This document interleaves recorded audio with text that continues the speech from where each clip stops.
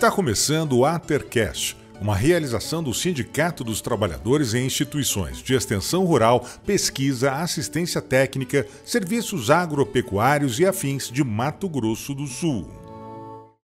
Olá, pessoal. Esse é o 13º episódio do AterCast. E hoje temos o prazer de receber Jovelina e Vera e Jovelina. Uma salva de palmas, pessoal. São duas zootecnistas que eu tenho o maior carinho e tenho um prazer imenso, né, César, de recebê-las aqui. Já era uma expectativa grande que a gente tinha. Há um tempo que a gente estava combinando, não é verdade? E hoje deu certo. E hoje vamos falar de apicultura e meliponicultura, que são duas atividades importantíssimas para a agricultura familiar, não somente para a agricultura familiar, mas para a agropecuária de uma forma geral, não é verdade? Sim. Então, para a gente começar, eu gostaria que vocês se apresentassem, falassem um pouquinho para a gente aí da carreira, da vida de vocês, daquilo que vocês quiserem falar, por favor. Então, eu comecei na Agraera em 2004, né, como zootecnista, concursada. No início, trabalhei com comunidades indígenas, mas sempre trabalhei com abelhas, né? Então, o objetivo principal de eu ir nas comunidades era projetos, formação, né? Sempre voltado para abelhas. Aí, depois, continuei no setor, sempre trabalhando com abelhas. E no início era só apicultura, depois começou a meliponicultura junto. E sempre como uma atividade produtiva, né? Sempre, tanto em comunidades indígenas como em comunidades tradicionais, assentamentos, sempre levando essa opção de produção para as comunidades rurais. Além das propriedades rurais, hoje em dia a gente tem muito a meliponicultura como criação de abelhas nativas em casas na zona urbana. É um foco da meliponicultura e isso ajuda muito na conservação das espécies. Meliponicultura. Meliponicultura. E apicultura. Vou deixar você se apresentar, tá, Vera? Tá bom. Mas depois vocês vão ter que explicar qual que é a diferença disso pra gente, né? Com certeza. Primeiro eu queria agradecer, César, Vitor, pelo convite. Também é um prazer imenso estar falando para os nossos colegas da Extensão Rural e para o nosso público e para todos que gostam de assistência técnica e extensão rural. Meu nome é Vera, eu sou formada em zootecnia na UEMS, que é a Universidade Estadual do Mato Grosso do Sul. Eu e a Jo fizemos primeira turma. A Jo não quis falar, César, mas eu sou irmã dela. Eu sou irmã dela porque ela é mais velha que eu, então eu sou irmã dela. As irmãs das abelhas. As irmãs. Se você não falasse, a gente não ia saber. Não ia saber. Eu digo que nós somos gêmeas, mas as pessoas não concordam comigo. E, assim, nós sempre estudamos junto, desde a primeira série, fizemos faculdade juntas, na mesma turma. E, junto a nós, na mesma turma, a gente tem vários colegas que trabalham na Agraer. Então, nós somos primeira turma da UEMS, trabalhamos na Agraer juntas.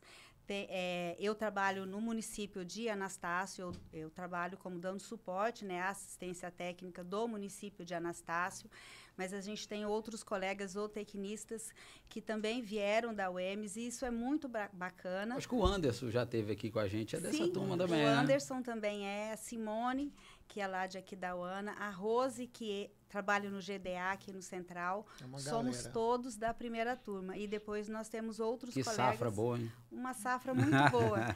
E hoje a gente dá suporte à agricultura familiar do Estado, e isso é muito bacana. Então é um prazer estar aqui com vocês, falando de uma atividade que é muito legal e que dá suporte às atividades. Ela não é uma atividade que ela para ali. Ela dá suporte à agricultura, dá suporte à fruticultura e nos possibilita um alimento muito bacana. Vários alimentos. Vários alimentos. Já que você não me chamou, eu vou falar para o pessoal, para os colegas aí, a compartilhar esse vídeo, que é bastante importante, chegar até no produtor. Então, colegas aí da Agraer, extensionistas, entra no canal de vocês aí, juntamente com o produtor, e distribua esse conteúdo, que é de grande importância para o nosso Mato Grosso do Sul. Então tá bom, pra você não ficar magoado comigo. é que você não esteve aqui na última gravação. Você nos trocou pelo Nordeste, tá? Isso não se faz. Aquela foto que você colocou, eu tava olhando, aquilo lá foi inteligência artificial. Eu não tava daquele jeito. Bom. É mentira, tá? Ele mandou sim, ele só não sabia que eu ia mostrar, tá? Mandei uma foto minha de sunga pra ele e pegou e colocou aqui. Não acredito que ele fez isso. Não era de sunga. Só o violão na frente. Só tampando. Assim. Entendi. Ele tava com o chapéu do Lampião lá. E com os olhos assim, ó. Ai, mas, ô Jovelina, você tá aqui em Campo Grande, né? Sim, eu estou na GDA, né, que é a Gerência de Desenvolvimento Agrário, e trabalho no setor de abelhas. Também trabalho com agroecologia, com agrofloresta, mas as maiores atividades são no setor de abelhas mesmo, que inclui apicultura e meliponicultura. Que daí é o palavrão. Pois é. E aí, qual que é a diferença? Eu, quando estudei, só estudei apicultura. Aí agora já tem a meliponicultura, que já tinha na época, mas a gente talvez dava menor importância para isso, né? Uma atividade que eu acho que cresceu, está crescendo, né? Está crescendo, graças a Deus. A gente costuma, eu estou fazendo uma pós e a gente costuma falar muito sobre isso, né? As duas atividades, a apicultura, a meliponicultura, ela existe desde o descobrimento, antes disso, até porque elas já existiam, as abelhas nativas. A apicultura, ela vem do nome científico da abelha, apis, né? Então, por isso a apicultura. E ele veio logo no descobrimento, junto com Dom Pedro, que importou as primeiras abelhas. E elas vieram da Europa, e por isso, popularmente, as pessoas chamam as abelhas de oropa. Né? Que são as abelhas com ferrão, que nós hoje temos ela como uma cadeia de produção um pouco mais organizada, que é a meliponicultura. A meliponicultura vem ganhando um grande desenvolvimento, principalmente na região norte e nordeste, mas vem se qualificando para também trabalhar a parte de produção. E aí nós temos que dividir, que a Jo já olhou feio para mim, porque a meliponicultura é ela. Entendeu? Ah, é? Uhum. Então, aquela abelhinha ali é ela. É a oropa. Essa é ela. Sim, essa representa a abelha africanizada, né? A Apis mellifera. Então, quando a gente vê uma abelhinha assim amarela, com listrinhas pretas, e é a grande produtora, né? O mel que a gente encontra no supermercado essa daqui simboliza essa abelha. Essa caixa simboliza a caixa onde a gente cria essa abelha, né? Mas aqui está um pouco desproporcional, mas essa aqui seria uma caixa para a criação das abelhas Apis mellíferas. E a gente tem o nosso apicultor, que é uma pessoa que tem que ter um EPI, né? Na apicultura, a gente tem que trabalhar com o EPI, que é o macacão, o capuz, o fumigador. Então, esse é o equipamento básico para a segurança, né? A gente não pode trabalhar na apicultura brasileira sem os equipamentos de proteção individual. Ô, Jovelina, só esclarece um negócio aqui pra gente. A Vera falou que era da Zoropa. Você falou que era da africana. Da onde que vem essas abelhas? Então, elas vieram primeiro com os imigrantes, né? Europeus e tal. E a última leva foi... o governo brasileiro queria aumentar a produção de mel no Brasil. E ele enviou um pesquisador para a África e o Dr. Kerr trouxe algumas caixas dessas abelhas africanas para o Brasil. E depois essas abelhas africanas, elas escaparam dessas caixas que ficavam num laboratório de pesquisa e cruzaram com as abelhas italianas, alemães, que já tinham vindo para o Brasil e eram criadas nos quintais das casas, principalmente na região sul do Brasil. E foi aí que, com esse cruzamento, elas ficaram defensivas. E as pessoas, naquela época, trabalhavam sem luva, no quintal da casa, e essas abelhas começaram... como as africanas são defensivas, começaram a picar, né? Dar acidentes sérios, houve muitas mortes. E elas tiveram que ser retiradas dos quintais da casa e ser colocadas num lugar mais distante para aumentar a proteção do apicultor, dos animais, né, e da família do apicultor. Então, é essa mistura, né? A nossa abelha, ela é uma abelha híbrida. Mas isso vocês consideram que foi bom ou foi um desastre que não deveria ter acontecido? Pensando em produção, em qualidade sanitária, foi muito bom.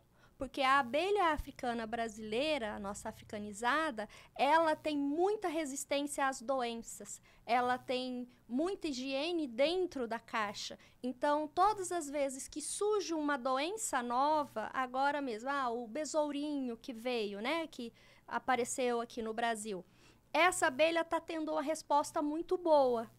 Como ela tem respostas muito boas para as outras, por varroa, por exemplo, que em outros países tem problemas sérios com a varroa. Que é a que varroa? É um carrapatinho, né? Que fica na abelha e suga a hemolinfa, que é o sangue da abelha, e isso causa muito prejuízo ou então pode até acabar com a caixa. Mas a abelha brasileira, a nossa africanizada, ela consegue retirar o excesso dessas varroas e continuar a produção. Se a abelha rainha for jovem, a colmeia estiver bem alimentada, ela consegue, né, responder muito bem.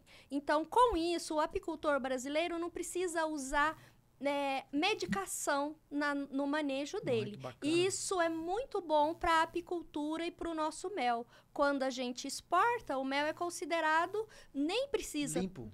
Nem precisa do selo e ele é considerado orgânico, porque o apicultor brasileiro não precisa usar medicação. Ela, por causa desse gene, né, e dessa mistura que a gente tem na nossa abelha brasileira, é muito boa para nossa apicultura. Bacana, hein? Bacana, uma ótima aula. Muito boa. Só queria ressaltar a parte da hibridagem. Esse animal que nós temos hoje, o inseto que nós temos hoje, ele é um híbrido, né? Então, a mistura de raças europeias, porque não foi uma única raça europeia e nem uma única raça africana que veio. Então, a mistura dessas raças deu o híbrido que nós temos hoje. Nós saímos de uma produção... Nosso híbrido é um tatu com cobre, então. É um tatu com cobre. Mas nós saímos de uma produção antes de cerca de 5 quilos por caixa ano e hoje a nossa média é 25. E é uma média bem singela, porque nós temos produtores que produzem muito mais, quase 3 vezes, 4 vezes isso. Principalmente os produtores que trabalham com migratória. A média deles é 4 vezes isso, mas como a gente trabalha com média nacional, nós ficamos em 25. E isso por conta dessa hibridagem que a gente tem. E hoje a Confederação está entrando com um estudo junto ao governo brasileiro. A Confederação Brasileira dos Apicultores e Meliponicultores. Eles estão com um trabalho junto ao governo para reconhecer esse híbrido quase como sendo uma espécie nativa, porque as legislações para uma espécie nativa, para uma espécie importada, ela é muito diferente. E como ela já está há tantos anos e o que foi importado são raças, e hoje ela não é uma raça, ela é um híbrido que nós podemos considerar muito como nosso, porque a partir do Brasil, ela ganhou a América Latina e as Américas... Foi embora. Então, assim, ela melhorou muito a produção do mel a nível América Latina, vamos dizer assim, e ela é um híbrido que eles estão tentando trabalhar para que as legislações sejam de um animal silvestre. E isso vai ser um ganho muito bom para os nossos trabalhos e a legislação de criar, desenvolver, que ele é diferente. Aí, puxando essa parte da hibridagem, a gente tem uma outra coisa no nosso estado muito legal, que hoje o nosso estado, o governo, trabalha com pagamento de serviço ambiental, principalmente na região do Pantanal, que nós já temos vários municípios. E a criação da abelha nativa, dentro do programa, é pago o serviço. Né? Então, para as abelhas nativas, já é pago o serviço do PSA, atinge as abelhas nativas. E se ela for considerada também, isso vai ser de ganho tanto para nós, apicultores e meliponicultores, também para a região toda. Isso já está acontecendo? Já tem gente recebendo? Como é que está? Sim, o ano passado o pessoal me solicitou, eu fui a Bonito trabalhar com vários produtores lá, na inserção da meliponicultura nas propriedades, objetivando o pagamento do serviço ambiental. E isso é muito bacana, demais. porque a gente acaba sendo um sinalizador para o país de um estado que paga pelo serviço ambiental e tem a cadeia das abelhas como um serviço pago. Mas a Apis não entra então nesse programa? Não, porque ele é um animal exótico, entendeu? Por isso que a Confederação vem lutando para considerar esse híbrido como um animal silvestre. Uma linhagem, vamos dizer assim, daqui, né? Pois é o que ele fala. Vamos colocar um exemplo das vacas Nelores, ebuínas que vieram e tal. Mas independente disso, né? Ela faz a função. Faz o serviço. Ela faz o serviço, então. Faz o serviço, e muito bem feito. Então vamos pagar as abelhas Apis aí, né, gente? Também. E outra coisa, tem ainda a europeia aqui no Brasil? Será que encontra isso ainda não? Existem alguns produtores Só produtor, assim... que trazem rainhas, né, europeias para fazer miscigenação, para deixar... Mas assim na mata não deve na encontrar mata mais. Não. É porque a abelha africana, ela é muito mais ágil, né? Muito mais... violenta? Agressiva. Não, mas ela é muito mais rápida, o metabolismo dela para cruzamento, né? Para produção. Então, quando tem abelhas europeias, acabam aquelas rainhas cruzando com os zangões africanos. E aí a próxima geração não vai ser híbrido de novo, né? Então, aqui existem algumas pessoas que têm rainhas, trabalham com essa linhagem, mas você não encontra isso assim na natureza. Assim, os enxames naturais de enxameação, sempre você vai conseguir as africanizadas. E consegue diferenciar? Assim, existe uma forma de diferenciar se ela tem mais da africana, mais da europeia? Igual tem para o gado, por exemplo? Sim, tem. A cor, principalmente o comportamento, né? Elas são menos defensivas. Mas tem a coloração também. Dá para você diferenciar o tamanho também. Normalmente, essas outras são mais claras e maiores. 3/4, 5/8. Elas são, E as europeias, elas não têm essa característica, assim, preto aqui, essa é quase toda amarela. Ela é um animal amarelo, assim, muito bonito. E um pouco mais lento, eu achei, assim, quando eu a vi. É encantadora. Assim, ela é toda amarelona, muito peluda. Um assunto de utilidade pública aqui. Acontece muito. O pessoal fala assim, não, eu vou tirar essa abelha no toco, eu não uso nada, não. Como que é? Realmente é perigoso? Ou tem gente que parece que a abelha não pega, ou é conversa fiada isso aí? É muito perigoso. Porque mesmo que você saiba que eu já tirei a abelha, eu sempre fiz isso, mas com o passar do tempo, o organismo da maioria das pessoas vai perdendo essa resistência. E ele passa a ter uma alergia. E essa alergia pode continuar sendo agravada, né? Então, a gente, por exemplo, eu tirava até o ano passado, esse ano inchou um pouco, tal, mas eu vou continuar tirando porque eu sempre tirei. Então, é progressivo, então é muito perigoso. Não é recomendado e, assim, a gente tem uma mortandade de pessoas muito altas aqui no estado, né? A gente sempre vê isso no jornalismo e a enxameação dessas abelhas é muito, muito ampla no estado. A gente encontra ela dentro das cidades, né? Então, não se recomenda de forma nenhuma você trabalhar. Além do EPI, você tem que ter o fumigador e a fumaça. Então, você tem que ter o maior cuidado para trabalhar com essas abelhas. Só continuando nesse assunto de proteção, quando a gente encontra na cidade, chegou na sua casa lá, o que a família deve fazer? Ela deve procurar o bombeiro. Primeira coisa.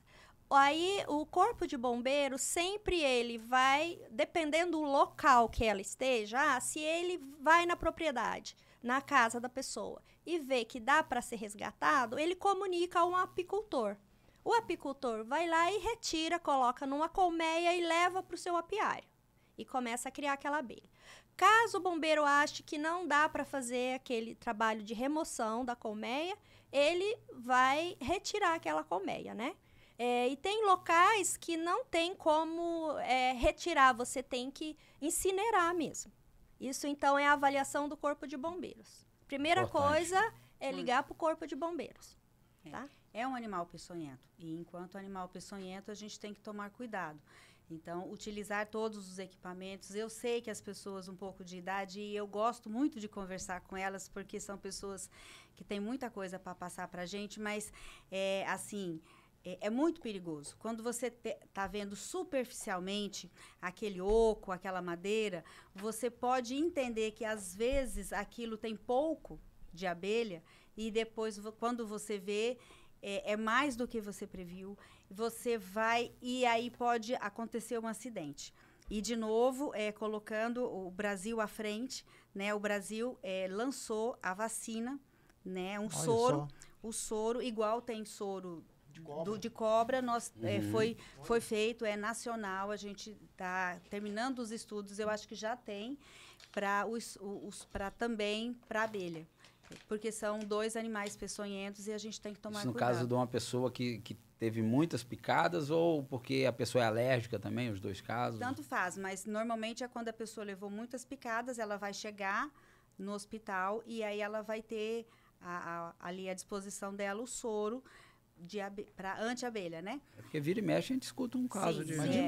Mas o maior perigo é a pessoa não saber qual é o estágio que ela está de problema ou ela está com uma alergia, né? Ela pode, um dia aquilo ali só causou um inchaço e no outro momento aquilo lá pode ser perigoso e são minutos para ela chegar até um pronto atendimento. Então, a gente não recomenda de jeito nenhum a pessoa ter uma curiosidade de chegar, de abrir uma caixa ou bater numa árvore que tenha para ver como que é, né? Porque é um veneno, então a gente não indica. Se ela quiser ir no apiário, ela converse, uma pessoa vai levar ela dentro de todos os equipamentos e proteção. A gente não recomenda de jeito nenhum a pessoa testar. Ô Vera, porque tem um negócio também, né? As pessoas que às vezes são acostumadas a trabalhar e tirar esse mel sem uma roupa, às vezes ela conhece já aquela abelha, mas cada colmeia é de uma forma diferente, né? E ela pode ter conhecido aquela abelha no momento em que a abelha estava com pouca flor, estava com uma população menor, aí ela vai lá num outro momento em que você já está tendo muita flor, você estimulou, aquela rainha botou, você tinha uma população de 10 mil abelhas, você volta, você vai ter uma população de 30 a 40 mil abelhas. É legal. Então, isso que a gente diz, e assim, o inseto, o ciclo de vida dele é muito pequeno. Então, a pessoa dizer assim, não, eu conheço. Aquela que ele conheceu, ela já morreu, entendeu? Aquela que vai ver ele depois a rainha não já não é mais a mesma, a prole já não é a mesma. O período fez com que o enxame todo crescesse. Então, mesmo o apicultor, a gente não recomenda que ele vá no apiário sozinho, que ele já é uma pessoa treinada, que já foi capacitada. A gente não indica uma pessoa ir no apiário sozinho, mesmo sendo uma pessoa já profissional. É o ideal que ela sempre vá em 2 pessoas. Então, imagina uma pessoa sem macacão, sem proteção. Aí... Fica lá, né? Fica lá sozinho. Testa a sorte. Ô Vera, só um assunto que eu acho bem interessante. Rapidinho. Vocês gostam de tereré, né? De onde vocês vieram... Nem toma tereré lá, nem né? toma. Um assunto bem legal, que é muito curioso, porque eu já fui apicultor. Você sabia disso ou não? Rapaz, já dia esse cara vem com... Inventa um negócio. Tá, já fui apicultor. Então, Eu vou falar que eu não vou manter opinião a respeito. Eu fui um apicultor, quase um apicultor urso, que a gente fala, né? Que você vai lá e só pega o mel e volta, né? Mas... tem como explicar para quem está assistindo rapidamente como funciona esse negócio do zangão, da rainha, como que funciona a parte daquelas que protegem, como que é estruturado uma colmeia? Isso existe muita curiosidade. Aulinha de biologia. Uma aula de biologia rápida, por favor. Então, na colmeia, tanto da apis, né, como das abelhas sem ferrão, existem as castas, que são as operárias, a rainha, que é uma só normalmente, e os zangões. Então, dentro da colmeia, isso é o normal de existir, né? E a gente tem épocas do ano que a colmeia entra mais néctar e a rainha começa a pôr mais ovos. Nisso a população cresce. Quando a população de abelhas cresce, aquele local que era um local legal para as abelhas, que tinha um tamanho bom para elas se reproduzirem e produção também, passa a ficar pequeno. Então, a colmeia é estimulada, a rainha e as operárias são estimuladas a fazer uma nova colmeia. Isso nas apis, nas abelhas africanizadas, isso tem uma realeira, né? Essa realeira vai nascer uma princesa. No nascimento da princesa, passando alguns dias, ela faz um voo nupcial. Muito chique, né? A agricultura é muito chique. Não é?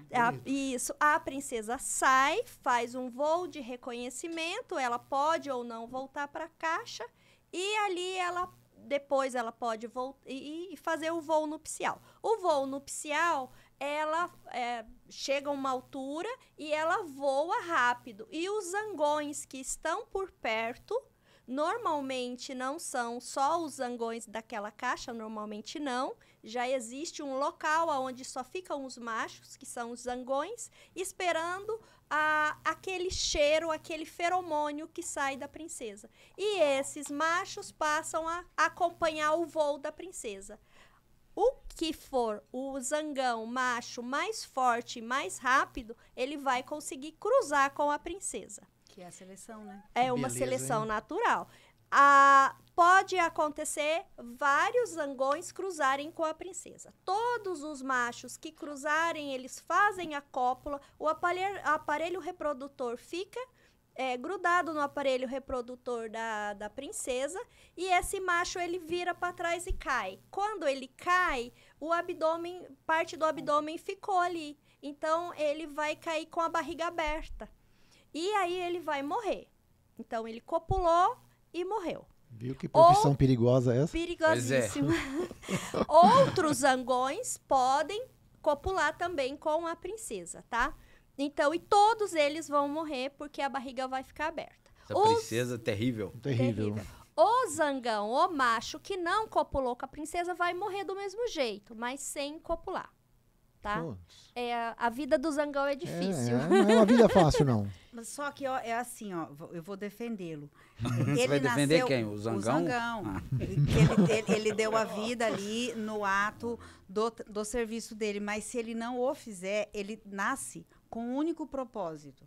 Óbvio, na caixa ele tem outras atividades, mas o propósito, o fim dele é a reprodução.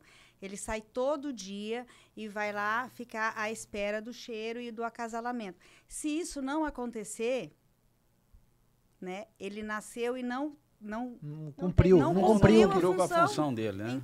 Então, defender ele. Permanência da espécie, né? Já nasce com Já a abelha sem ferrão, as nossas abelhas nativas, a gente também tem princesas, a gente tem a casta também, que são as operárias, o zangão, que são os machos, e a rainha. Elas estão aqui dentro? Aqui. Essa daqui é uma caixa para a gente demonstrar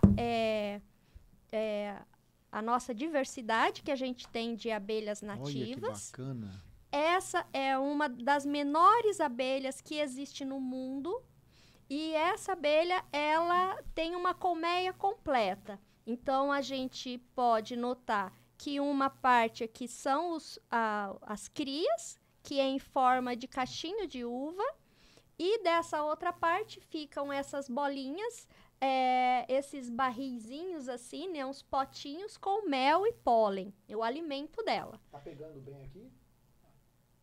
Então, aqui só para demonstrar, aí a gente tem, por exemplo, essa chama mirim lambiolhos, o nome popular. A gente tem a jataí, que é menor, e aqui no estado a gente tem cerca de 60 abelhas que vivem em colônias e que produzem mel.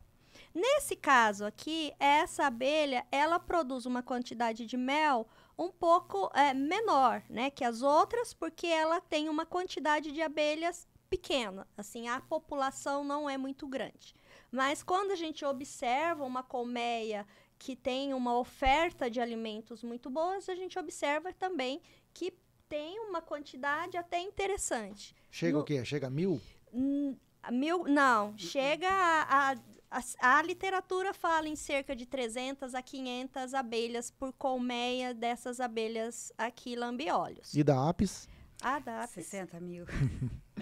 Só queria aproveitar, quando você falou do que elas fazem, né?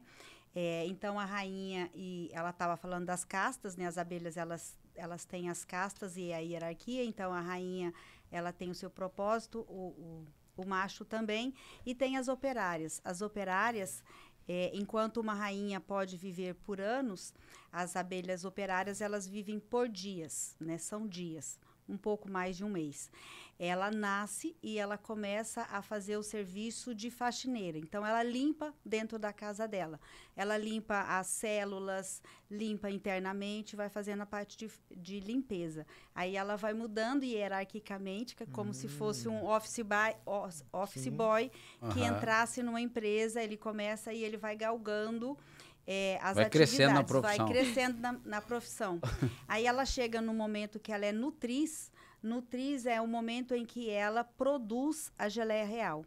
Né? A produção da geleia, ela come o mel, come o alimento, ela faz a produção da geleia real e ela alimenta a rainha, que é o único alimento da rainha e que a gente entende que esse alimento, então aí a gente já começa a colocar dos produtos do alimento. Aqui? Não, esse é um mel de uma abelha sem ferrão.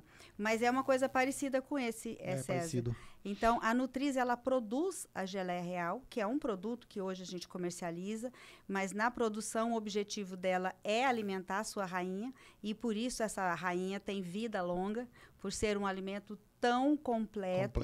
Né? Aliás, é moda, tem muita gente comprando caríssimo esse alimento, né? E aí é uma fase de evolução dela, ela é Nutriz, produz o alimento da sua rainha.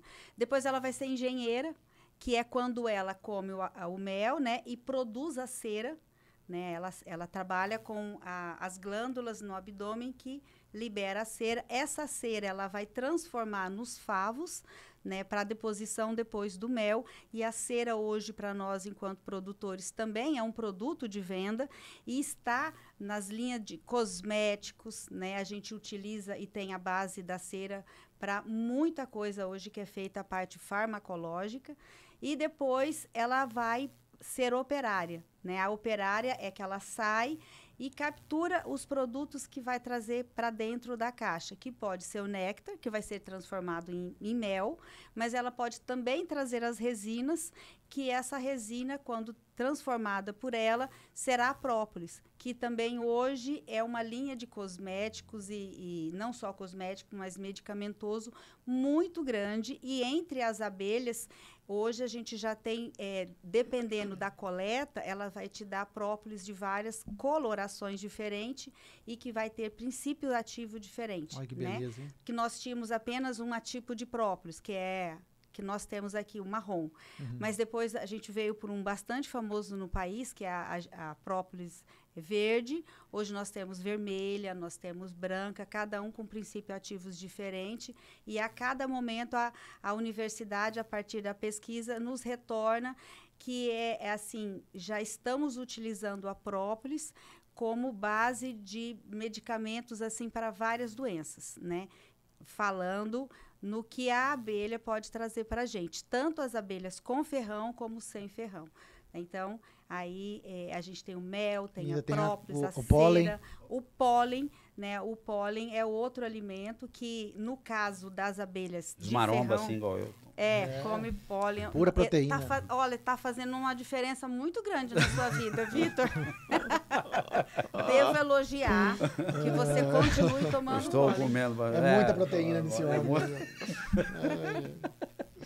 Não, eu também uso outro produto, o própolis, quando eu canto muitas horas na noite. Sim, eu sim. canto muito, você sabe, né? Aí eu espirro também, aquele própolis. por isso que a nossa voz tá ficando desse jeito. Tô vendo diferença. Acabando. Então, assim, a gente hoje tem os produtos das abelhas.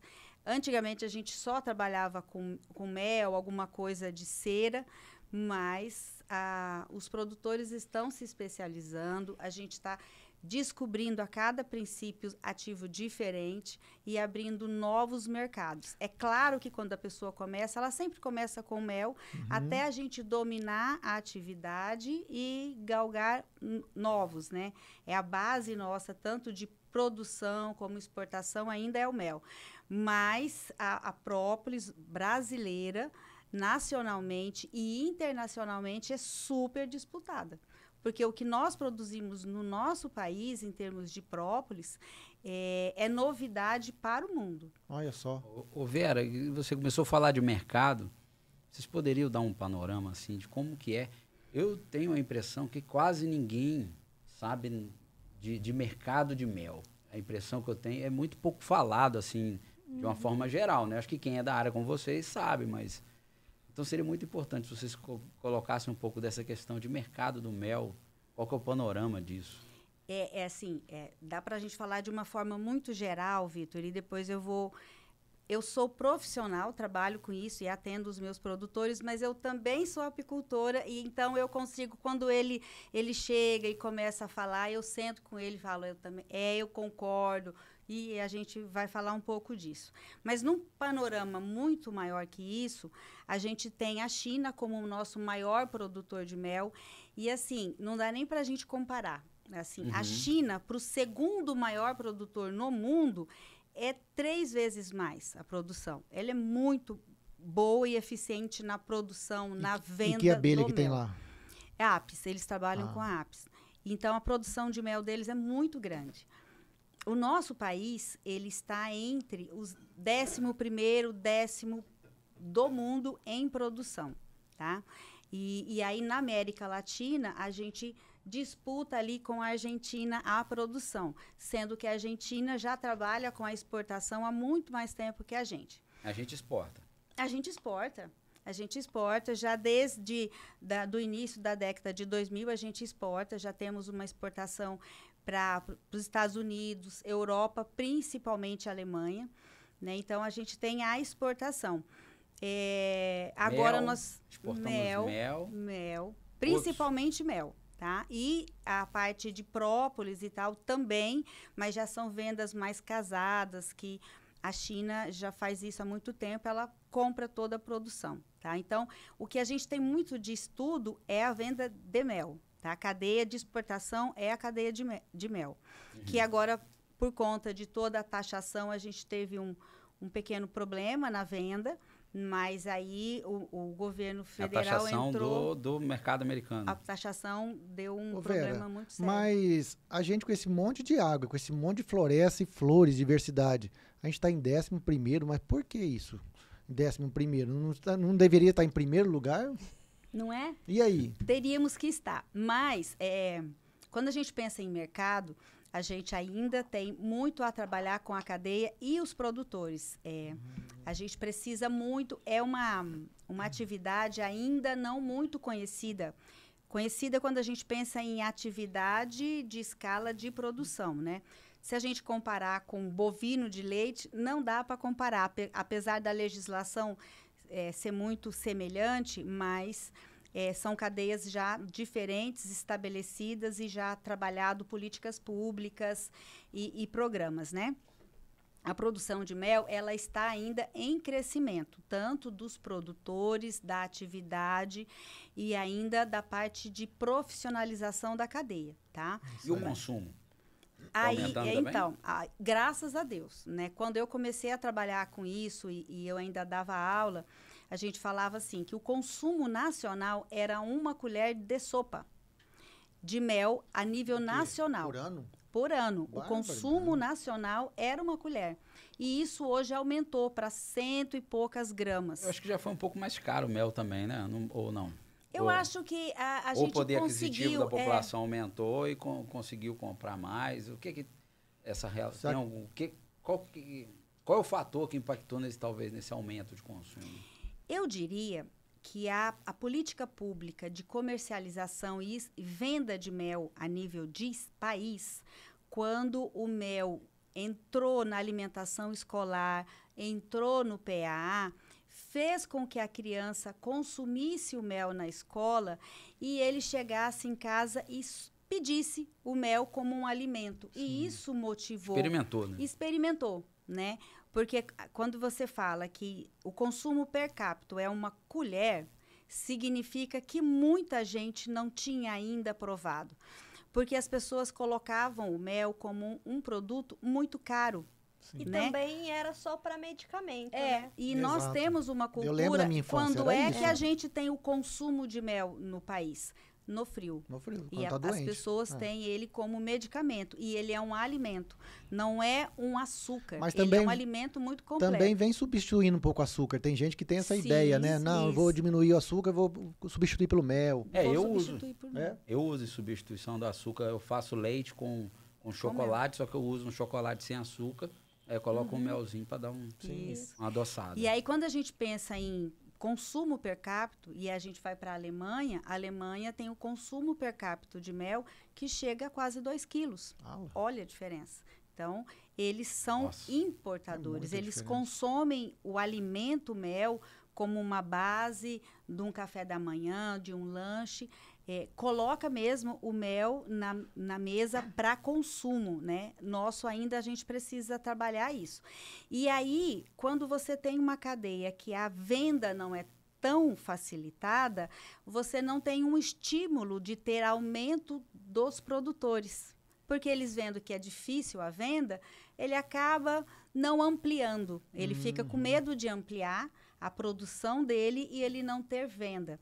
E aí a gente disse, olha, se o governo fizer um estímulo pequeno, a nossa produção não dá conta de atender o Brasil. país. E vai ser muito legal, porque é um alimento muito completo. Ele tem a parte de vitaminas, sais minerais. Ele não é um açúcar, como algumas pessoas dizem. Sim. É um açúcar. Sim, ele é um alimento doce, mas ele não é só doce. Ele tem também... E é muito interessante porque você vai ter méis extremamente claros e méis quase pretos, totalmente preto. E isso faz com que você tenha diferentes tipos de minerais e proporção diferente disso. E o que, é um que- alimento e o que muito faz essa completo. cor mudar, assim? O que faz a cor mudar é Uma cor realmente a vegetação onde ele foi explorado. Olha esse outro aqui, ó. Nossa, quase derrubei o microfone. Aqui a gente vê o Ai, que mel legal. de Apis, né? Que é esse daqui, do mel do Pantanal. Que é Ó, do Pantanal. esse escurinho? Isso. Então, aqui provavelmente houve incremento Flores de nativas, flores né? nativas, principalmente da aroeira. Que a aroeira foi, antigamente, os méis escuros, eles não eram consumidos, né? O consumidor não queria aquele mel. Depois, através de pesquisas, a gente foi descoberto que o mel escuro também é muito bom, principalmente o mel que vem da florada da aroeira, né? O pessoal lá de Minas vende muito mel de aroeira e tem um mercado muito bom. Aquele outro mel claro, ele é um mel de mandaçaia. Então, já é um mel de Que é uma abelha abelha sem sem ferrão. E a tonalidade já muda totalmente. E esse mel, por ter a produção menor, ele é mais valorizado ou não? Que sim, esse? sim, ele é bem mais valorizado. Porque a jataí, por exemplo, chega a 1,5 kg. A mandaçaia, Nossa. 3 quilos, isso por ano. Meu Existem Deus. algumas abelhas jandaíra, uruçus, que produzem 6 quilos, mas é uma quantidade pequena. Nossa, é muito pouco. Esse aqui tá mais líquido, ó. Isso, muda a coloração, a consistência, né? Todas por causa da espécie, mas também a vegetação, né? Então, aquele último é de jataí, que é um mel mais amarelo, a coloração já tem características diferentes e cada um é um sabor. Então, se a gente tem numa propriedade 5 espécies de abelhas nativas e uma a Apis mellifera, a gente vai ter 6 méis totalmente diferentes. Né? Coloração, textura e sabor. E nutricional também. Também. Cada mel tem uma característica. Tem uma característica própria dele. Eu só queria pegar, me empresta esse daqui só para colocar, é o seguinte. o mel, ele é um alimento produzido por um animal, então ele vai ter toda uma fiscalização, tá? Que é uma coisa que a gente, enquanto classe, vem trabalhando tanto. Quando as pessoas compram o mel, erroneamente, as pessoas entendem que quando ela compra aquele mel numa garrafa de vidro, que vem com uma rolha e às vezes até pedaços... Com formiguinha em volta. Com formiguinha em volta, até pedaços de asa dentro, aquele mel é verdadeiro. E esse aqui, por ele estar dentro de um frasco, ter embalagem, então significa que ele foi para a indústria e ele foi manipulado na indústria e deixou de ser mel verdadeiro. E aí, então, as pessoas entendem que aquele é verdadeiro e esse aqui não é que é falso, mas ele foi para a indústria, foi manipulado. O que acontece? Como qualquer produto de origem animal, ele é fiscalizado. Então, isso daqui, quando você compra um mel que ele tem rótulo, que ele tem a logo do serviço de inspeção, seja ele municipal, estadual ou federal, significa que ele passou por fiscalização e as pessoas estão te dando segurança que realmente esse é um produto verdadeiro e que ele tem o mínimo de segurança alimentar. Aquele que a gente compra no mercado, que ele não tem rótulo, que ele não tem um selo de segurança da vigilância, ele pode não ser o que ele está falando da propaganda, mel puro, Sim. né? Então, assim, misturado muitas vezes, né? Misturado, às vezes o que ele realmente não tem é mel, né? O que o pessoal que adultera coloca no mel? Olha, a gente já viu de tudo. E aí, assim, coisas absurdas eles colocam naquele produto e mel, de fato, Vitor, dificilmente tem. Né? Por que eu falo isso? Porque é muito difícil para a agricultura familiar trazer isso daqui. E hoje, quando a gente vê nas unidades de beneficiamento, a agricultura familiar, o médio e o grande produtor, ele está trabalhando e estamos ganhando mercado por termos um produto de qualidade e de excelência. É isso aqui que comprova a segurança, é isso aqui que nos dá qualidade, que nosso, sim, esse mel é puro, não houve mistura e ele está comprometido com o mínimo de segurança alimentar. Tá? Então, compram isso daqui, compram o mel dentro de um frasco com rotulagem, é isso que dá e te dá segurança na qualidade do produto. Isso é mel. Aquele que você compra na garrafa, eu não posso te assegurar. Sim. E isso daqui é caro. Né? Nós temos que ter as unidades de beneficiamento, nós temos que passar por laboratório, pagar a embalagem, mandar para laboratório. Então, a gente tem que dar respaldo aos produtores e parabenizar para a cadeia. Aliás, Vitor, esse mel aí, eu estava olhando, tem um IG aqui. Uhum. IG do Pantanal. Você poderia explicar para a gente o que é isso, IG do Pantanal? Então, hoje, no país, a gente tem vários produtos que eles são identificados com identificação geográfica, né? E o mel é um deles. Esse mel, César, ele é lá da região pantaneira, né? Ele é uma luta de uma classe inteira. Aqui tem mel dos apicultores, mas tem todas as entidades, universidade, Embrapa, as universidades todas, Sebrae. A Agraer, Sebrae, principalmente o Sebrae, a Iagro, todo Olha mundo só. junto, né? São todas as entidades que trabalham com a apicultura que se sentou, trabalhou, identificou que esse mel, ele produzido no Pantanal, ele é o único pela vegetação que nós temos apenas no bioma Pantanal. E aí esse mel, ele foi registrado, essa IG lá no INPI, em 2015, e aqui tem mel do Pantanal Mato Grossense e do Pantanal Sul Mato Grossense, tá? Essa IG é a primeira IG da região Centro-Oeste, que nós estávamos ali disputando com a linguiça de Maracaju para sermos a primeira IG, né? Então, saiu as duas muito próximas. Legal, E é muito bacana porque ela é do nosso bioma, né? É do bioma Pantanal e ela está liberada tanto para os apicultores do Mato Grosso do Sul quanto do Mato Grosso, desde que eles estejam com apiário dentro da região do bioma Pantanal. E esse mel está sendo comercializado mais aqui no estado? Está saindo do estado? Como é que... Esse mel... Você tem informação sobre isso? Sim, esse mel, ele é comercializado no estado, mas ele também participa das feiras a nível nacional. O Sebrae dá um suporte muito grande para que os apicultores que estejam no bioma Pantanal participem de feiras, sentem e trabalhem com a parte de comercialização, né, para ganhar não só o estado, não só o país, mas ganhar o mundo. Exemplo disso foi que o Gil, né, que é a pessoa dessa marca, foi na Dinamarca.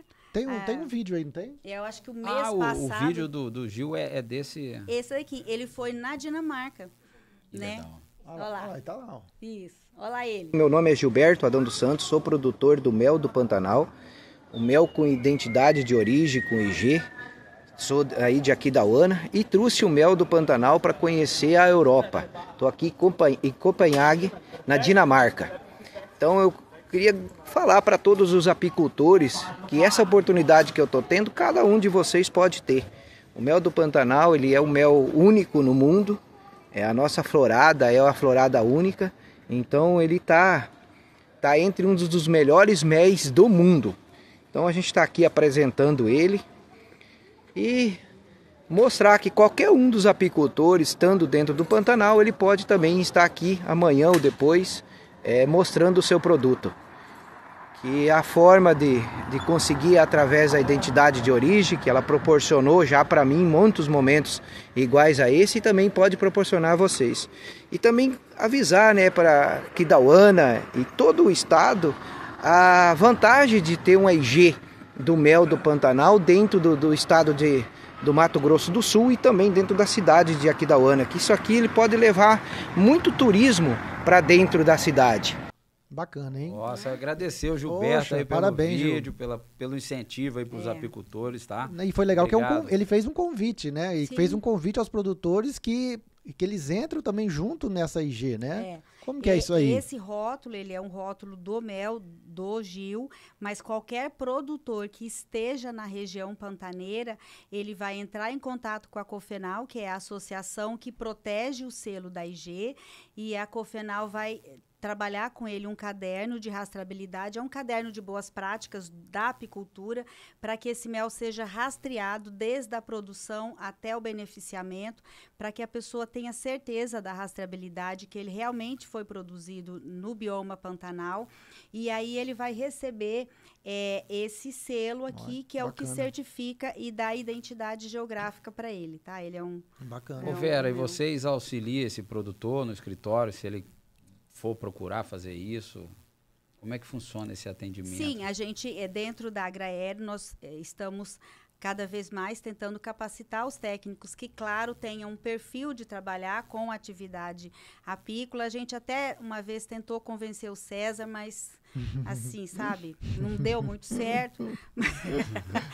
Mas os técnicos... Ele quis levar as abelhas para o Nordeste. Pois passear. Não deu certo. E aí, então, a gente tenta colocar, desde que a pessoa tenha perfil, para trabalhar as políticas públicas para a apicultura. Porque ele não gosta de trabalhar. Não, era pouca proteína e eu não tive força para aguentar as caixas, porque produzia demais as minhas caixas. Deixa eu só explicar uma coisinha para vocês. Talvez vocês não saibam, mas esse projeto, pessoal, do ATERcast, ele é financiado, ele é um projeto do nosso sindicato, o Sinterp. Eu sei que vocês sabem. Sim. Hoje até vim com a camisa, estreando a camisa aqui Lindíssimo. do Sinterpa. Então é muito importante que a gente diga que essa estrutura, ela é paga, ela é financiada, as despesas dos convidados pelos técnicos, né, filiados ao sindicato. Isso é muito importante, é uma prestação de serviço e uma entrega que a gente faz aí para a sociedade de qualidade, como a de hoje, por exemplo. Vocês estão dando aula aí de apicultura, né? Muito legal. Um assim e um assunto que não vai é longe. toda hora que você encontra. A gente já está com uma hora e e tem um monte de coisa para falar pois ainda. Aqueles 4 minutos lá que você falou, vai fazer falta. Tem produtor aí que também está querendo entrar na apicultura e acho que mandou uma pergunta também. Se pudesse colocar agora já, a gente já entra. Nós somos produtores aqui do assentamento Indaiá e estamos querendo começar a mexer com apicultura. Nós queríamos saber qual é o primeiro passo que a gente tem que ter para mexer com a apicultura, porque nós temos lavoura de urucum e vai começar a florir, e é uma oportunidade que a gente tem de mexer com a apicultura. o primeiro passo, né, é procurar uma assistência técnica, né? Nessa assistência técnica, a recomendação será um curso de formação.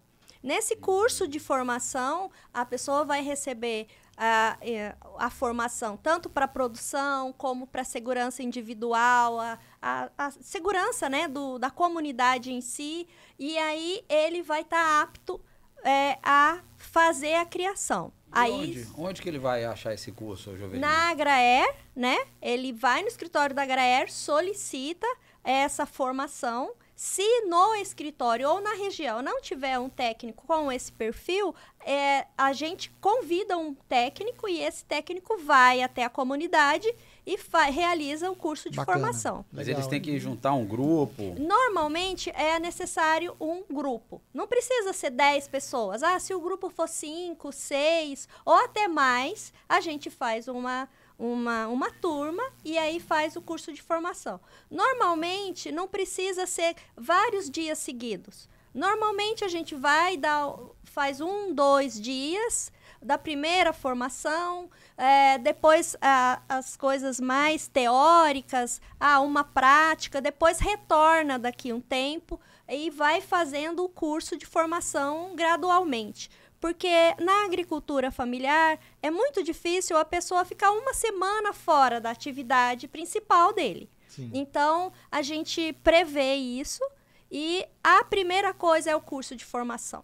Porque aí a pessoa vai ter noção do trabalho que dá, né? Se ela se acostuma a ficar dentro do equipamento, até isso, algumas pessoas têm fobia, então ela vai entrar dentro do macacão, vai fazer a prática, aí vai falar sobre produção, de renda, como é a minha região, se na minha região eu tenho muita lavoura que usa muito produtos químicos, agrotóxicos, não é viável, porque a produção dele vai ficar prejudicada, não vai dar o retorno. Então, tudo isso... Mas já aconteceu o caso de envenenamento, assim, de colmeias? Sim, a gente tem vários envenenamentos que pode inviabilizar um apiário todo, né? De um dia para o outro, as colmeias todas morrem, né?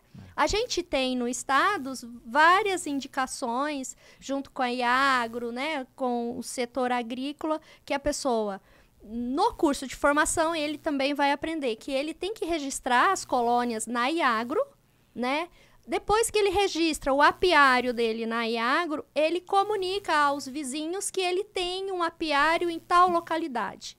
Isto serve tanto para a sojicultura, para a cana, para o eucalipto, para quando aqueles produtores forem passar os agroquímicos, não passar sobre o apiário, né? Então, isso tudo é informado no curso e isso é regra básica para o início. Então, eu moro numa localidade, mas em torno existe muita lavoura, com muito agroquímico. Então, eu vou colocar o meu apiário em outra localidade. Jovelina, esse curso, ele tem custo para o produtor? Não, toda a assistência da Agraer é gratuita, né? Então, não tem custo nenhum. Ótimo. Que às vezes o pessoal acha que é uma atividade simples, né? Vou colocar a caixinha lá, as abelhas vão produzir. Eu fiz apicultura quando eu fiz faculdade, isso lá em 2002, talvez, por aí, né, que eu fiz apicultura. Eu lembro que era uma atividade extremamente complexa, o negócio não era tão fácil. De lá para cá eu não vi mais nada, tá, gente? Então eu não sei mais nada de apicultura. Isso, a atividade, quando a gente vê que esse ano teve alta produção, foi um ano muito bom, a florada no lugar certo, não houve chuvas, né? Na época da florada, foi tudo bem. E aí você vê uma grande produção, o pessoal exporta, tá ganhando bastante com o mel. É uma cadeia muito cíclica, porque existem anos que dá tudo certo e tem anos que não, cai, né? Então, nesse ano que teve uma renda alta, várias pessoas começam na atividade. Aí ele vai ver com um período que essa atividade requer muito conhecimento, dedicação e trabalho. Você tem que trabalhar a atividade como uma atividade produtiva qualquer, como um gado de leite, como uma lavoura. Você tem que fazer os manejos necessários, porque senão... Quando você vai colocar na ponta do lápis, ela não vai dar um retorno financeiro, né? Então, por isso, muitas pessoas iniciam e depois desistem.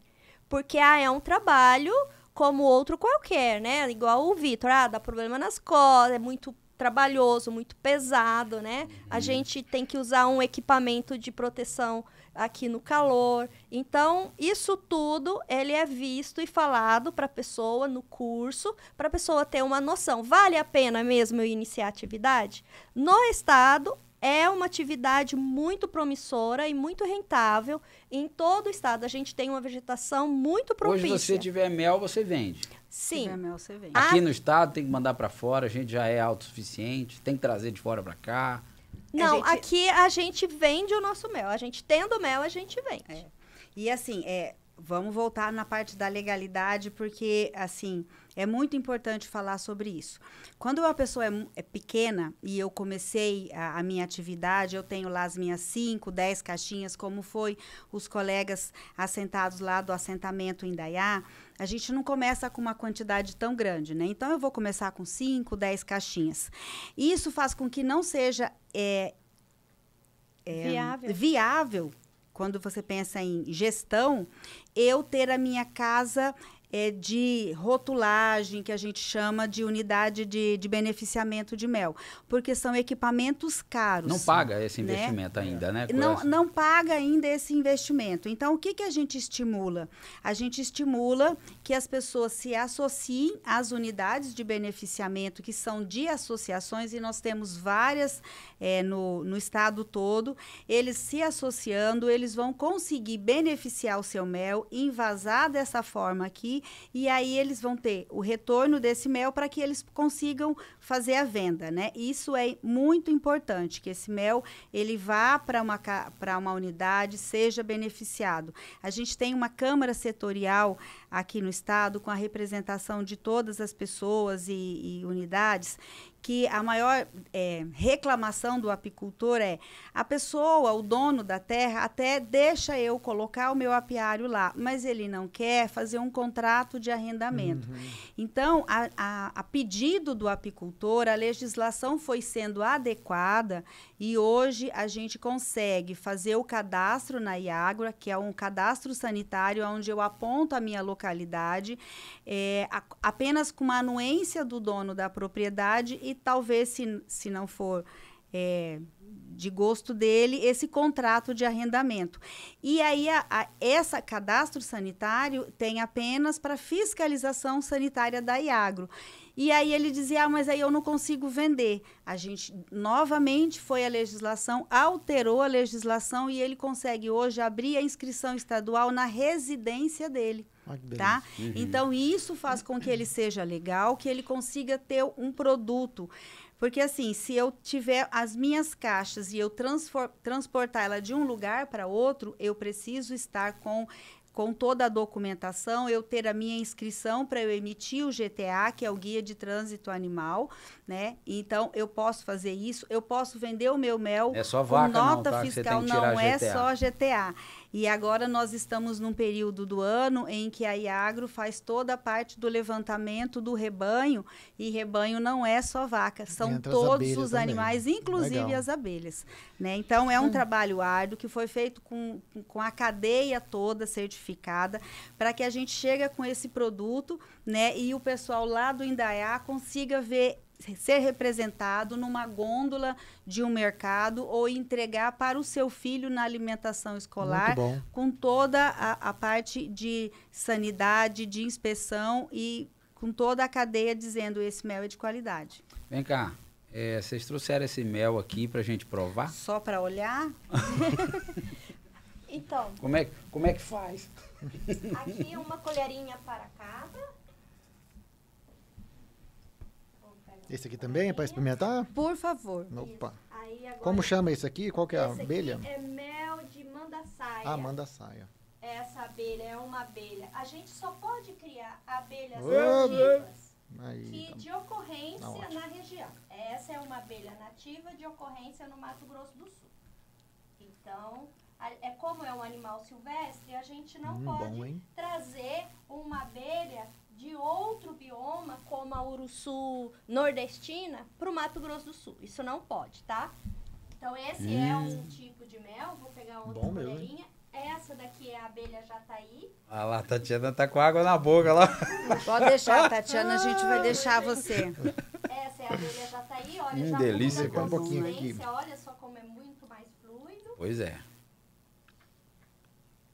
Então essa é a Rala. jataí, normalmente Ô, Jovelina, ela... fala no microfone ali. Parece que por favor. essa aqui é mais forte que essa aqui. Que isso tudo que você está explicando é muito importante. E normalmente as abelhas nativas, ela passa Bom, hein? dentro daqueles potinhos por um processo de fermentação. Então a jataí sempre tem uma acidez maior, né? Quando você falou, essa é um pouquinho diferente, né? É uma acidez típica dessa espécie.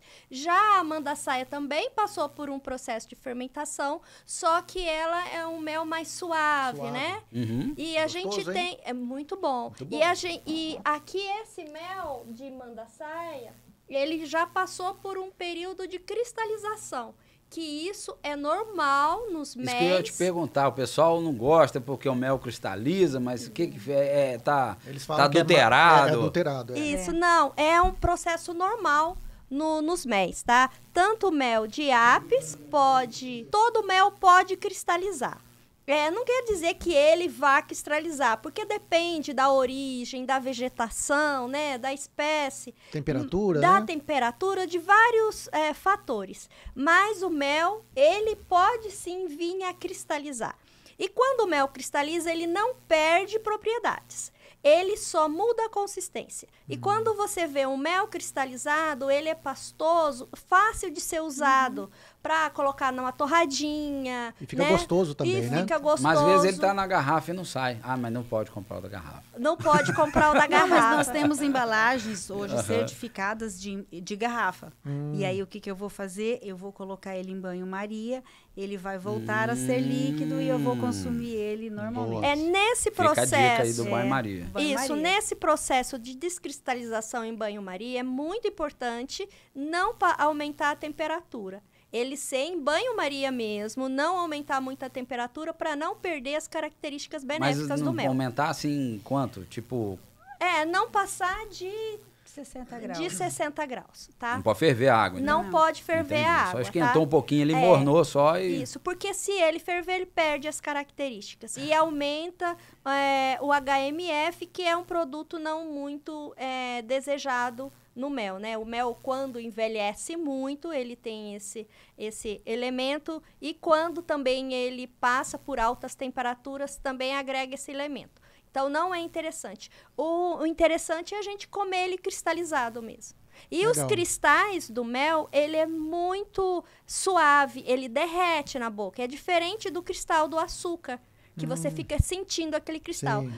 O mel cristalizado, o cristal é muito suave, né? Muito pequeno. Então, é uma consistência agradável.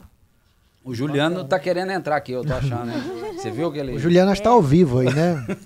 Põe o Juliano então aí. Sou Juliano Pimenta Couto, extensionista, funcionário público da Agraer, apicultor. Estou aqui para fazer um apelo aos apicultores, procurar os escritórios da Agraer, os técnicos da Agraer, para auxiliar na atividade de apicultura. Hoje nós temos uma produtividade aqui de alguns produtores, claro, de alguns apicultores, em média de 25 quilos de mel por colmeia, sendo que facilmente com a introdução de alguns manejos nós conseguiríamos aí no mínimo dobrar. Então fica aí meu apelo aos apicultores, procurar os escritórios da Agraer, que facilmente deixaremos de ser meleiro, tirador de mel, para passarmos a ser apicultores. Fica aqui meu abraço a todos os apicultores do estado do Mato Grosso do Sul. Ô, Juliano, rapaz. Muito bom. E o Juliano tá querendo trabalhar pelo jeito, hein? Porque ele tá chamando, ó, vem pra cá, vem me chamar que eu tô querendo atender. Um abraço, viu, meu amigo? Bacana, Lá de Bela né? Vista. Ele também é apicultor. Ele é O apicultor. Anderson também é apicultor lá. Hoje em dia acho que não é mais, mas ele também é Essa apicultor. turma de vocês aí, dessa Sim. primeira turma, todo mundo é apicultor então, nesse negócio. Como é que é Lá isso? na região de Anastácio, a regional Anastácio, nós temos vários O técnicos João. que também são apicultores, né? Nós temos o Leandro, nós temos o João, e estou falando em Leandro, Anastácio, né? Leandro, João, a Vera, somos apicultores. Em Aquidauana nós temos o Tinha. César e a Simone como nossas É referências. bom que atende com mais propriedade ainda, né? Mais Porque propriedade. sofre, E passa aí, pela se for mesma pra coisa que o reclamar na produtor. cabeça, a gente senta e chora junto. Por falar nisso, quando eu era apicultor, o preço do quilo do mel já embalado assim bem grandão, bonitão, era R$28. Hoje tá 52, 53. E você saiu da atividade. Eu saí da atividade. Acho melhor você repensar, Mas eu vou me César. repensar. Agora que minha coluna tá ficando boa, É, vai dar pra... É isso aí. ele foi pra praia. Vem cá, você fez uma música? Fiz uma música. Tá meio... Tá meio por fazer ainda, mas vamos cantar ela. Isso aí Eu não consegui tirar cópia porque eu terminei ontem, então... Teve vezes disso tá impresso, assim, sabe? Organizado? Mas tá bom, não vamos perdoar ele. Não. Peraí, deixa Na eu pôr- sanfona, que bom. Deixa eu pôr o óculos. Ajuda em cantar, e o refrão é bem fácil. Tá? Eu só, assim, a gente estava colocando os técnicos da nossa regional, né? E depois eu vou receber ligação dos outros colegas do estado todo. E a gente tem referências bacanas de dizer, como é a colega que trabalha com os indígenas lá de Brasilândia. Eu vi uma Ela reportagem trabalha ontem, né? muito legal. A Franciele hoje faz com que o mel produzido na aldeia seja inserido tanto na alimentação escolar quanto nas cestas básicas. Ela é uma referência quando a gente pensa tanto na inserção indígena e na história, né, desses índios à ligação. Então, eu acho que a gente tem que render homenagem a todos os técnicos que trabalham, porque dentro do estado, a gente... porque senão a gente fica só falando lá da minha terrinha, mas, assim, no estado todo a gente tem pessoas bastante importantes e referências, o Miguel, o George... então, são muitos técnicos que trabalham dentro da apicultura. O Eduardo, lá em Bodoquena, que também tem uma grande quantidade do trabalho indígena, né? Então, assim, todos eles são apicultores também e dão trabalho para os apicultores, levam ao apicultor o conhecimento do que a legislação muda e ampara ele. Então, assim...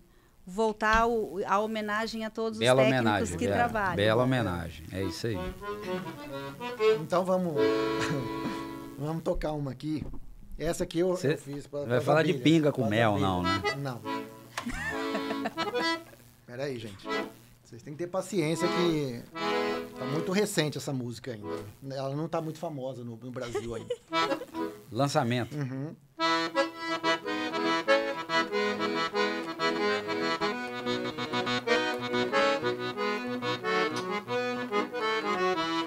Ô vida de abeia parece sem graça, não feste nem toma cachaça. Tá sempre armada e nervosa, zunindo, rodando atrás de uma roça. Ô vida de abeia que dá confusão, umas tem, outras não, o ferrão. Umas vêm das Europa, são africana, mas tem sempre a mesma função. E a voa que nem avião, com o néctar e o pólen na mão, vai fazendo alimento que é bom. Passa a prole pra população e até o heróico zangão, que morre depois da relação, dá sua vida pras nova geração, pras colmeia aumentar de montão.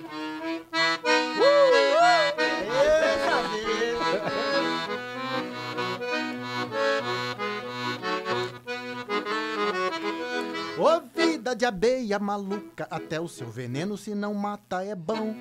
Vai polinizando de flor e florzinha, aumentando nossa produção. Ô vida de abeia parceira, deixa até o apicultor levar uma porção. Ô abelha faceira, nos mostra pra sempre o poder que gera a união. E a voa que nem avião, com o néctar e o pólen na mão, vai fazendo alimento que é bom, passa prole pra população. E até o heróico zangão, que morre depois da relação, dá sua vida pras nova geração, pras colmeia aumentar de montão.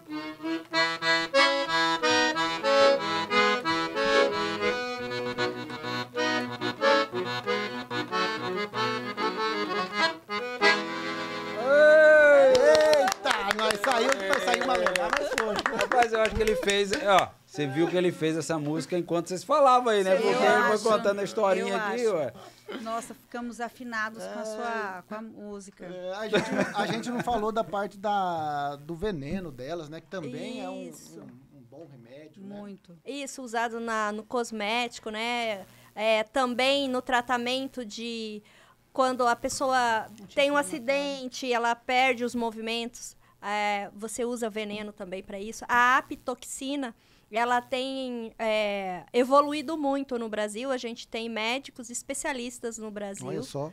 Tem o Dr. Michael, que ele trabalha muito com isso e faz várias reportagens sobre isso e trata.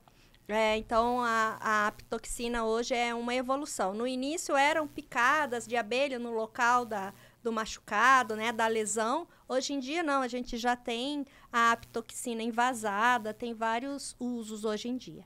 Uma coisa que você falou na sua música, que a apicultura e a meliponicultura, a maior importância é na polinização, né? E a gente nem chegou nesse assunto ainda, né? Que é a importância maior das abelhas. A polinização e a perpetuação dos nossos vegetais, né?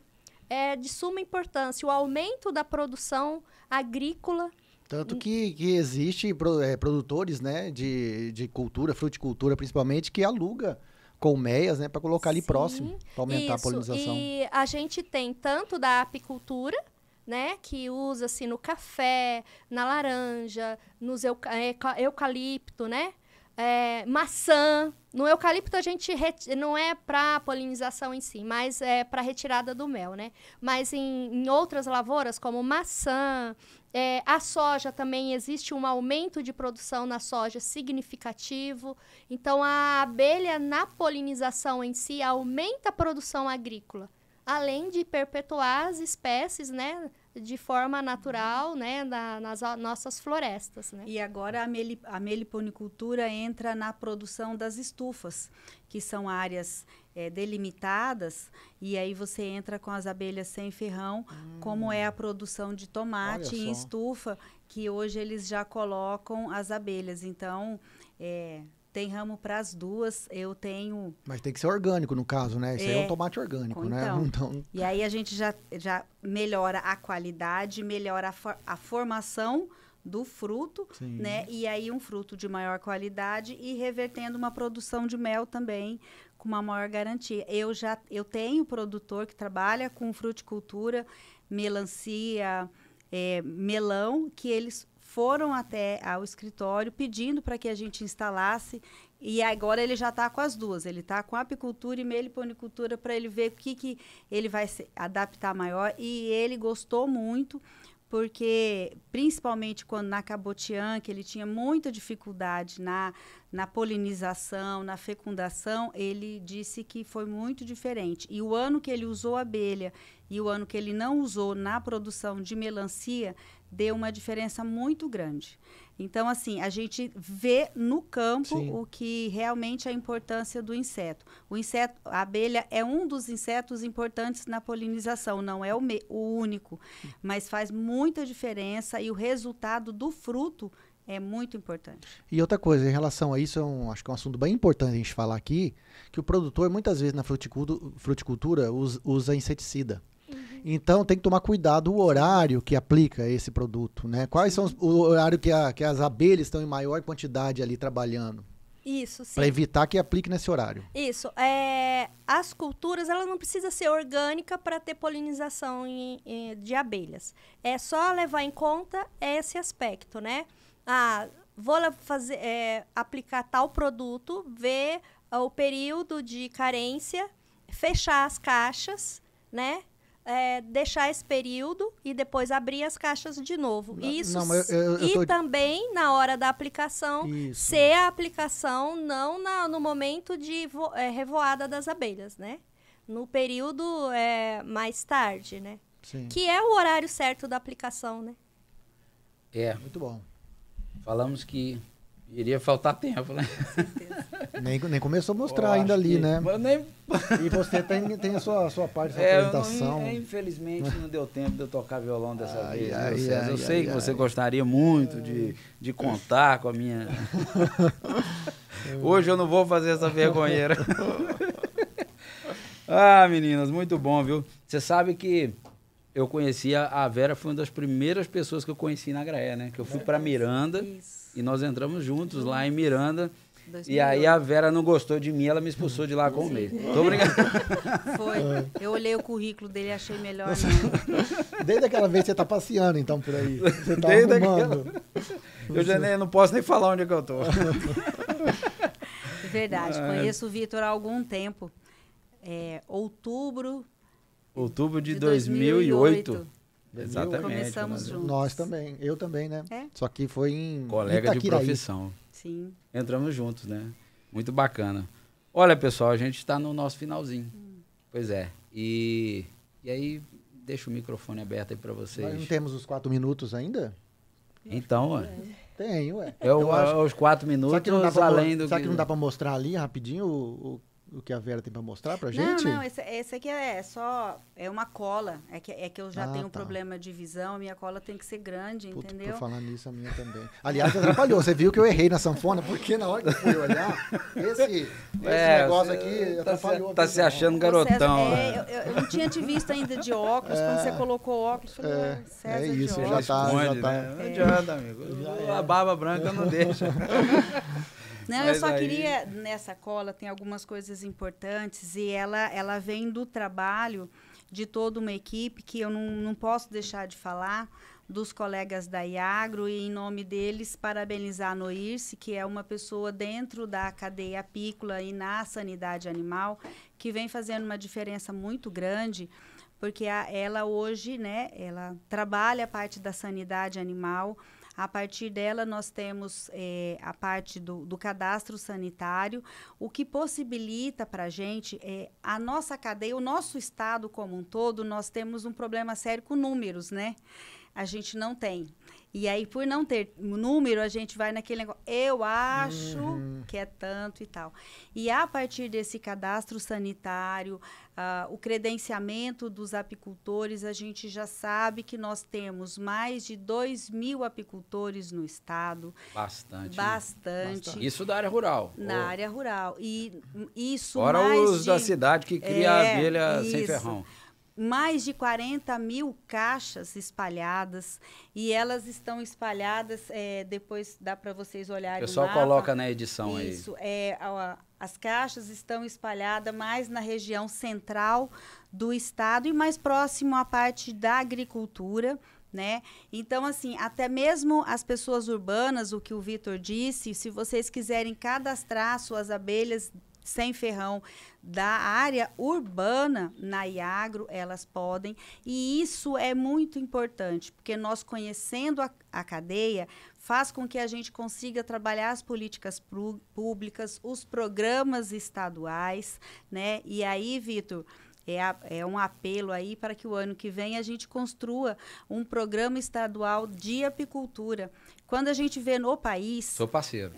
A gente, assim, ó, a região sul sempre foi a maior produtora de mel do país. Sempre Rio Grande do Sul foi o estado que mais produziu, depois vindo com a região centro-oeste e nordeste do país como os maiores produtores. A partir de uma política pública estadual de Santa Catarina, esse ano eles serão os maiores produtores de mel. Então, olha a política pública interferindo numa cadeia, melhorando ela e aumentando a produção. A gente costuma dizer que a gente não precisa de mais apicultores, a gente precisa melhorar a qualidade de todos para que a gente fortaleça. Claro que cada um que venha será muito bem-vindo, né? E hoje a gente já tem política pública, a gente já tem a parte da lei e a parte de fiscalização, as normativas de inscrição, nota fiscal, para que a gente tenha número e trabalhe a cadeia de forma econômica mesmo, produção. Com o diagnóstico na mão, a gente consegue propor políticas mais precisas, né? Onde a gente vai ao encontro de realmente das necessidades. Verdade? E aí, nesse encontro que a gente vai fazer, nós vamos atualizar esses números, então nós vamos ter, desde 2020 para cá, dentro planilhado, com produção, aonde estamos, quem somos, de que forma que nós estamos organizados, e com certeza eu vou visitá-lo mais vezes. Tá bom. Legal. E aproveitar que você está falando, quiser fazer suas últimas considerações, por favor. Eu quero Vera. agradecer. Assim, agradecer primeiro o sindicato. Como eu gosto muito de trabalhar com o produtor rural em grupo, porque é uma forma que a gente tem de estender o conhecimento a mais pessoas e as informações chegar a mais famílias, o sindicato é o que nos agrega, nos representa. Então, primeiro eu queria saudá-los em nome da nossa presidente Leda, parabenizar pelo sindicato, pela ideia do podcast, dizer que nós estando juntos, nós nos fortalecemos, isso é muito importante. Agradecer a Jovelina de estarmos aqui, era para termos vindo num outro momento. E ela é minha irmã, mas assim, a gente trabalha juntos, somos profissionais juntos e assim é muito legal, né, termos esse elo tão forte. Que bonito né? vocês estarem aqui juntos. Muito legal. Eu acho muito legal. E assim, agradecer a todos, nos colocar à disposição. Eu sempre coloco que nós somos servidores públicos. E foi uma escolha. Né? Eu fiz o concurso porque eu quis, eu tomei posse porque eu quis, e eu atendo os produtores ou a quem chega na Agraer com muito prazer, dando o melhor que eu posso, passando o maior dos meus conhecimentos. Então, assim, convidar a todos a ir à nossa casa. A Agraer está em todos os municípios e nós estamos à disposição, enquanto servidores públicos, para servir a população, seja ela agricultor familiar, médio ou grande. Claro que a agricultura familiar faz parte, né, do nosso objetivo de empresa, e dizer que estamos à disposição. É uma apicultora para outra apicultor, uma heliponicultor para outro. Será um prazer recebê-los. Muito obrigado, Muito bom, viu, Vera, você ter vindo aqui, passar uma pequena parte do seu conhecimento, mas já deu para perceber que tem muita coisa para entregar aí. Muito Com bom, certeza. muito importante, viu? Obrigado mesmo. E aí, jovem? Eu quero agradecer, né, ao convite, a honra de estar aqui conversando com vocês e colocar-nos à disposição, né? Nós da Agraer estamos sempre de portas abertas para atender o produtor, para tirar dúvidas, cursos, crédito, né? A gente tem uma amplitude de trabalho imenso, né? E estamos sempre de portas abertas para atender toda a população de Mato Grosso do Sul.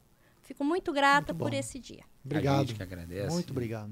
Em nome do sindicato, em nosso nome, né, César? De ter tido aqui essa aula aqui. Foi muito bom. Muito obrigado, viu? Vocês Lembrar terem mais vindo uma mesmo. vez a todos que compartilhem esse conteúdo, que você viu que é de grande importância e conhecimento também, né? Pessoal, se inscreva, por favor, porque o pessoal não está se inscrevendo, talvez nem os colegas aí da Agraer, da Semadesc, por favor, se inscreva lá. A gente precisa atingir um número mínimo para a gente poder também começar a monetizar, entendeu?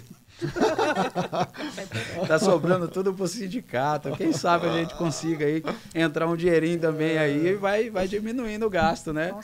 Não é verdade?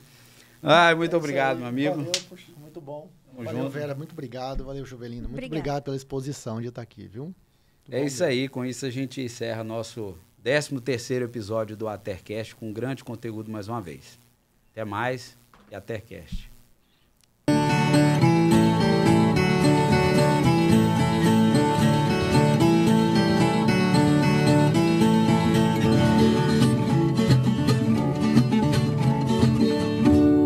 Está começando o Atercast, uma realização do Sindicato dos Trabalhadores em Instituições de Extensão Rural, Pesquisa, Assistência Técnica, Serviços Agropecuários e Afins de Mato Grosso do Sul.